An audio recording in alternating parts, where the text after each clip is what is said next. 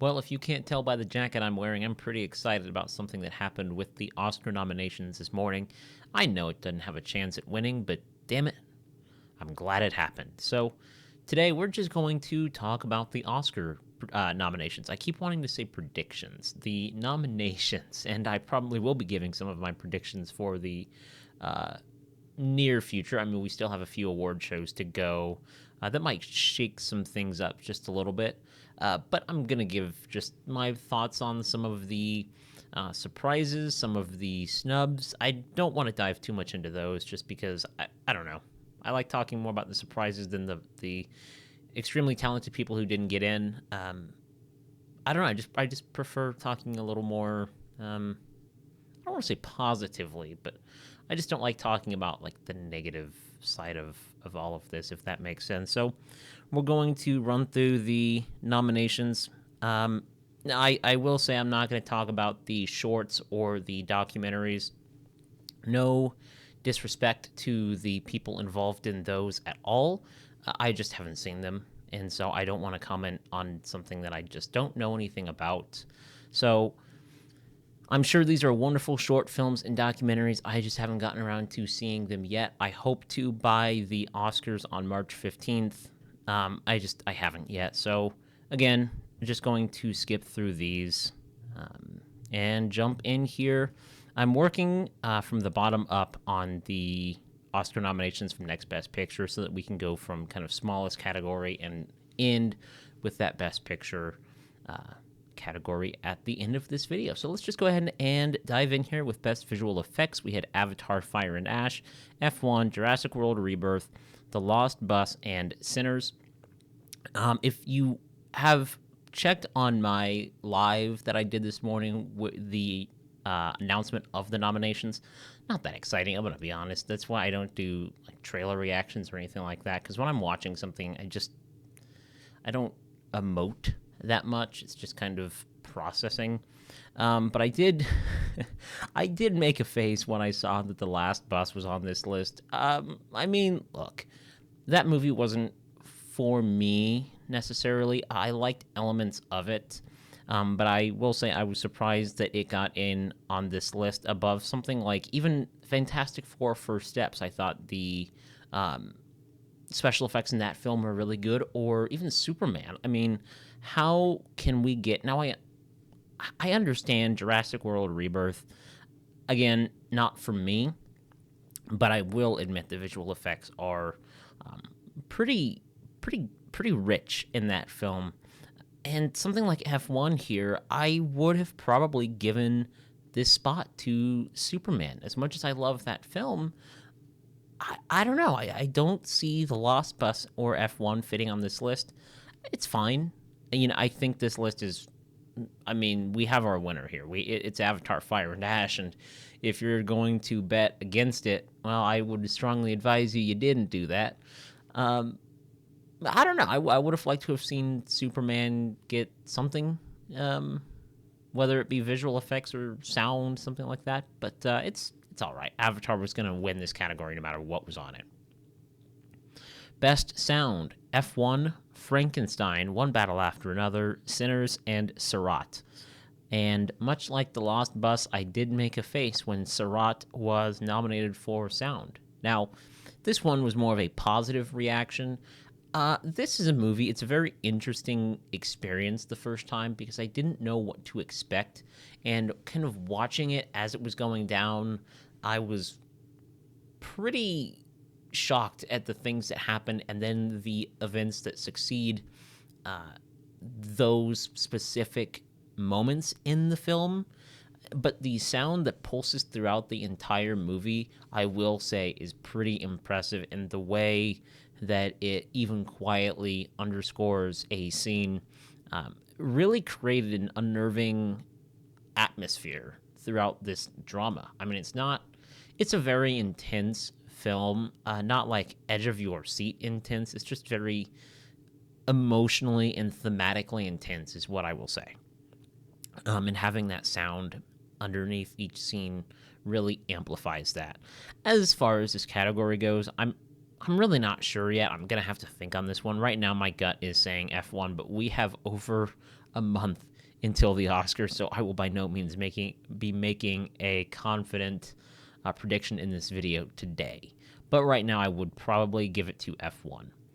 Best Original Song, we have Dear Me, Golden, I Lied to You, Sweet Dreams of Joy, and Train Dreams. I commented on my video this morning saying that I enjoy Train Dreams as a movie. It was one of my favorite films of the year. But admittedly, I don't remember the song all that well. I'm going to have to go back and listen to it again because clearly a lot of people are loving it. I'm not saying it's a bad song. I just don't remember it that much. But again, kind of like the Avatar, Fire and Ash, and visual effects situation, if you're betting against Golden at this point, I really don't think you should be doing that. Now, that being said, if I had a ballot and was voting for this, I would probably go to I Lied to You just because, A, it's a great song. So great. Still on my Spotify on repeat playlist, I think. But it comes at such a pivotal moment in the film, and the way it kind of sets up the next stage of the film, I thought was excellent. And the sequence as a whole is just incredible. So I don't bet against Golden, but if I had a ballot, I would be giving Sinners the win here. Now, as for Best Original Score, we have Begonia, Frankenstein, Hamnet, One Battle After Another, and Sinners. I think this is a two-horse race between One Battle After Another and Sinners. Right now, I think Sinners is in the lead, but I'm not going to count out Johnny Greenwood for One Battle After Another, so right now I would go with Sinners. And the score for both are excellent. I haven't gone through and listened to the Hamnet score or the Begonia score, and the only reason I'm skipping over Frankenstein right now is because I still haven't seen it. It has been several weeks, and I still have not sat down to watch this movie. It'll happen. I promise. It will happen. Best Production Design, Frankenstein, Hamnet, Marty Supreme, One Battle After Another, and Sinners. I mean, not too many surprises here. I don't know what I would have put in any of these films' place necessarily. Right now, I would probably go with either Sinners or Hamnet, again, leaving that caveat that I have not sat down and watched Frankenstein yet. But all in all, really no surprises in that category.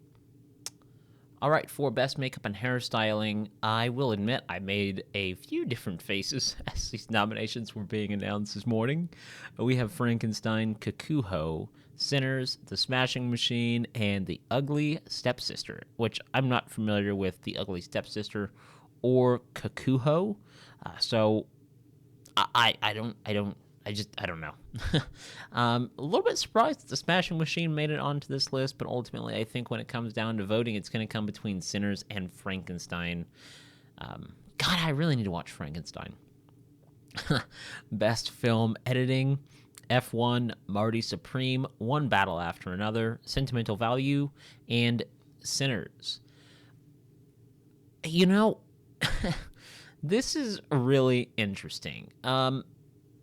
Because as I was reading through the nominations, I would have gone straight to Sinners, but then after a few seconds to process the nominees, I think this is going to come down between One Battle After Another and Marty Supreme. Both of these have longer runtimes. Now, I mean, so does F1 and even Sentimental Value a little bit. But these two films being over 2.5 hours, I think Marty Supreme just being a few minutes over, the way that they move throughout has a lot to do with the editing, particularly the sequence in the middle of One Battle After Another with Benicio del Toro. That whole sequence moves at such an incredible pace, and then the momentum carries on into the next kind of big sequence of the film. And Marty Supreme is just all out frantic for 2.5 hours, but it keeps it up so well because the editing feels so seamless amidst all of the chaos. Best Costume Design, Avatar, Fire and Ash, Frankenstein, Hamnet, Marty Supreme, and Sinners. I'm just going to say it. I'm going to go with Sinners on this one for now. No surprises here again, really.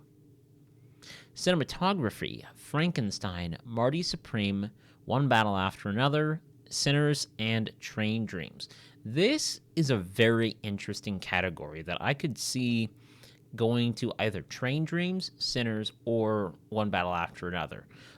Of those three, I think One Battle has the biggest uphill battle. See what I did there? To face here. But Train Dreams has people are really loving Train Dreams right now, as they should. It's a wonderful film, but getting the awards it has recently gives me hope that this is a possibility and one that I would like to see because, I mean, the movie is gorgeous. I would also love a win for Sinners. I think if I had a ballot, I would have a tough time deciding between yeah, there we go. Train Dreams and Sinners, although One Battle After Another would be a close third option. And you know what? Sometimes I really regret doing my videos with as few cuts as possible, but I'm leaving that in. I'm leaving it in. So the first year this category has been around, Best Casting. We have The Secret Agent, Hamnet, One Battle After Another, Sinners, and Marty Supreme. This is pretty, identical as far as these nominees in this category goes with, I think it was the Golden Globes who has something like this, or was it the Critics' Choice? They're all starting to run together. I'm getting it to that point in the year where all of these award shows are kind of running together, but one of them has a category like this, and I'm seeing a lot of similarities here. Right now, I would say Sinners.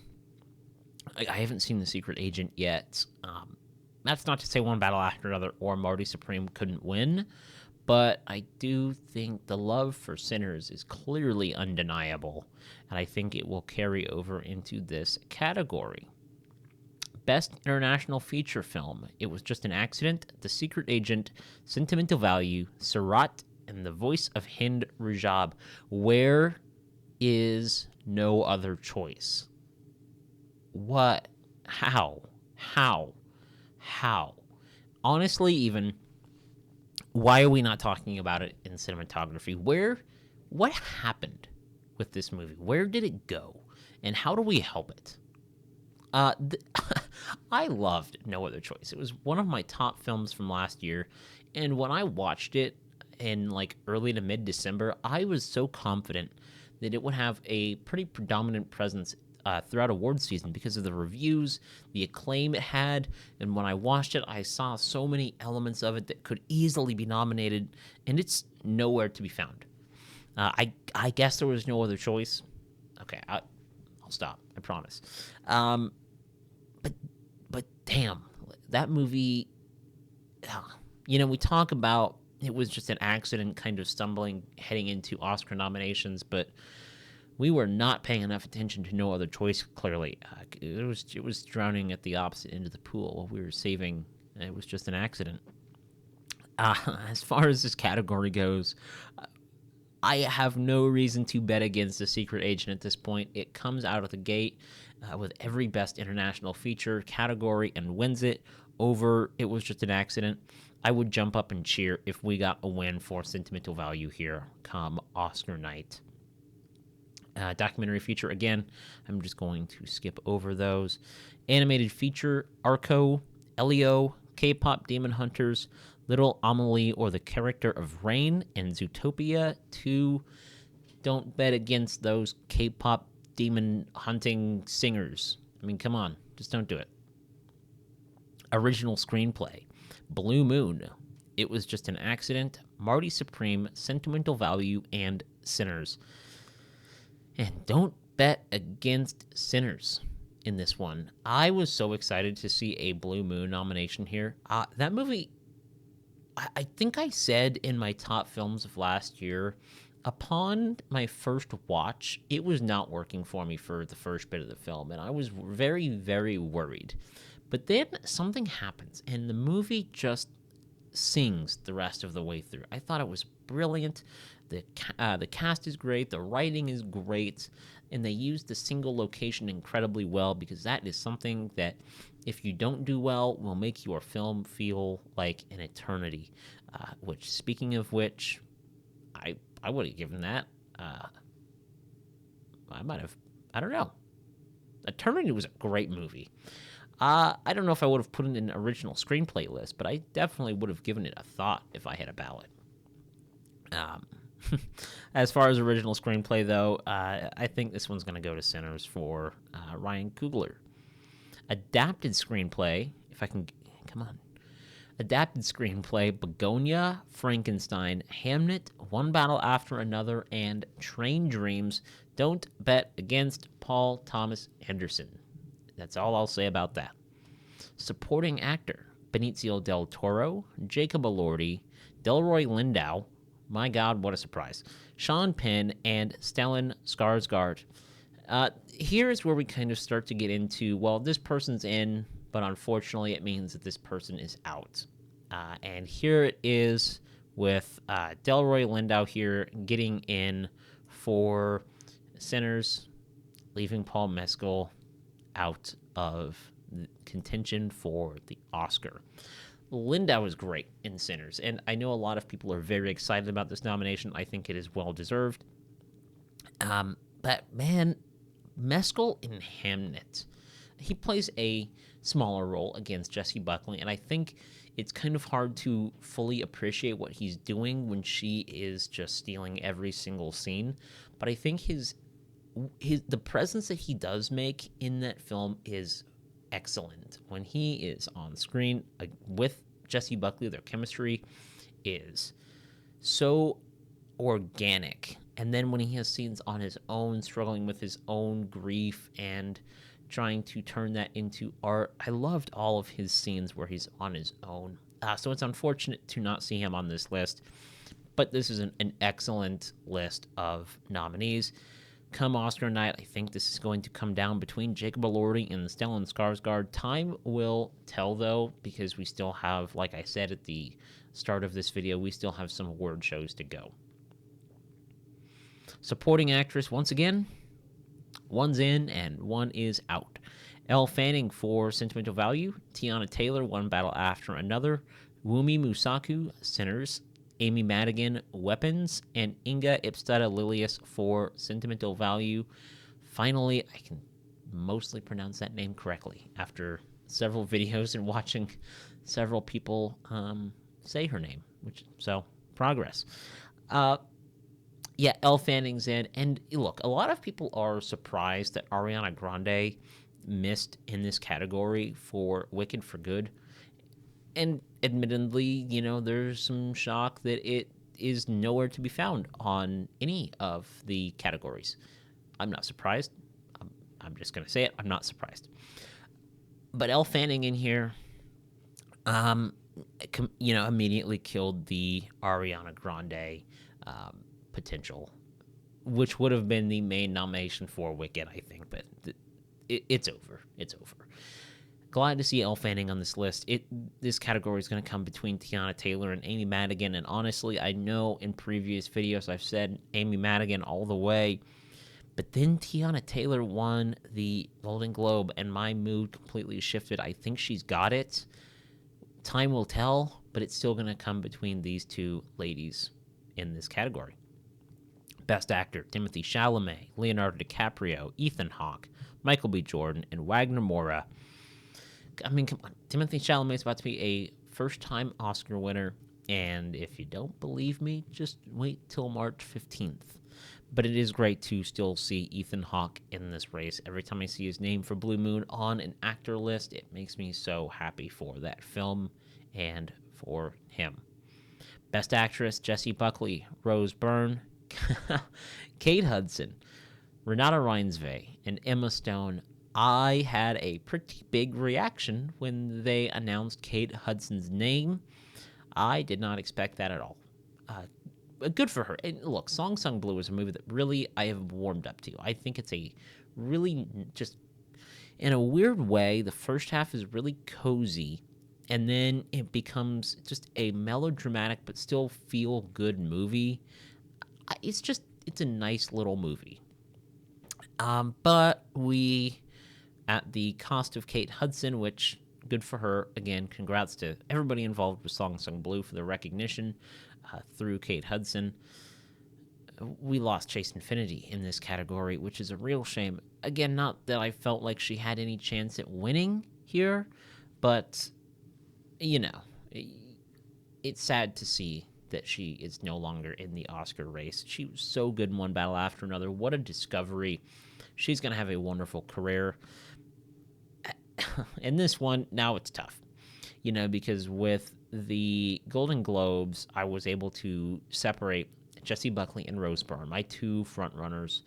And I've been saying Rose Byrne ever since I saw If I Had Legs, I'd Kick You. But now that we have them in the same category, it's going to be tough to officially pick one of them. But it's probably going to be Jessie Buckley, and it will be a well-deserved win when it does happen. Best Director, Paul Thomas Anderson, Ryan Coogler, Josh Safdie, Joachim Trier, and Chloe Zhao. Here we lost Guillermo del Toro for Joachim Trier. Great for sentimental value. I know after the Actor Awards nominations came out, everybody was kind of shocked at the lack of presence for sentimental value, but talk about a comeback here. I mean, my gosh, this movie is everywhere, as it should be. Joachim getting in here for Best Director. So many talented directors here, all people that I definitely look up to as an aspiring director. But this category is definitely going to Paul Thomas Anderson for One Battle After Another. Okay, here we go. Best Picture, final category to discuss.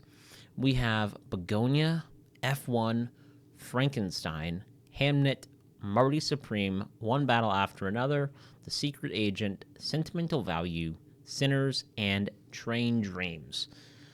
What a excellent and diverse category we have here. You have your traditional old school feeling Hollywood blockbuster with F1.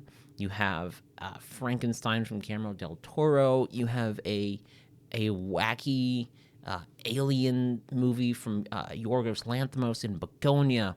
You have an Uncut Gems-esque period piece with Marty Supreme from Josh Safdie and Timothée Chalamet. You have a kind of, from what I've understood, a throwback thriller, kind of a 70s espionage thriller in The Secret Agent. You have a touching family drama and sentimental value.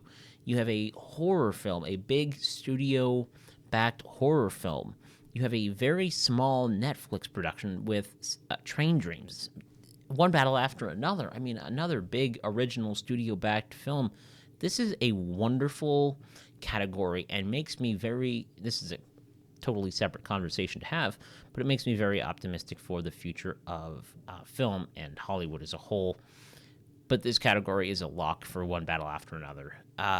But a lot of great films are being recognized on this list, and I can't wait to go back and rewatch them all and watch a few of them for the first time before the Oscars in March. But again, a great list all around here. So those are the nominations for the 2026 Oscars. What did you think about the nominations today? If you're watching this the day it gets uploaded, were you surprised by any of the nominees? Did your favorite actor or film miss out on a nomination? Let me know in the comments down below. Thank you as always for watching these videos, and well, I'll see you in the next one.